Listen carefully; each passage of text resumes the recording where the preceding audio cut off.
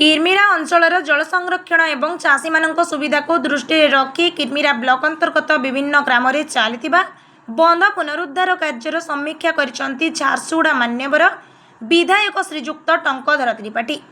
विधायक श्री त्रिपाठी आज किरमिरा ब्लॉकर बैजापल्ली एवं टांगरपड़ा ग्राम गस्त करी सेठारे चलता पुनरुद्धार कार्यर प्रत्यक्ष निरीक्षण करने सह यार अग्रगति संपर्क में पचारि बुझिछंती।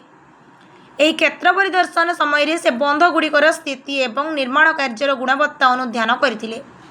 ଗ୍ରାମାଞ୍ଚଳରେ ଜଳାଶୟଗୁଡ଼ିକର ପୁନରୁଦ୍ଧାର ଦ୍ୱାରା ଭୂତଳ ଜଳସ୍ତର ବୃଦ୍ଧି ପାଇବା ସହ ସ୍ଥାନୀୟ ଚାଷୀ ଓ ଜନସାଧାରଣ ବେଶ ଉପକୃତ ହୋଇପାରିବେ ବୋଲି ବିଧାୟକ ପ୍ରକାଶ କରିଛନ୍ତି।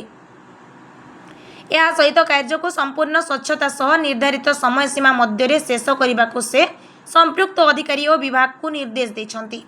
विधायकों ଏହି गस्त समय गोष्ठी उन्नयन अधिकारी श्रीजुक्त अविनाश लाक्रा सरकारी अधिकारी एवं बहु संख्यार ग्रामवासी उपस्थित थिले।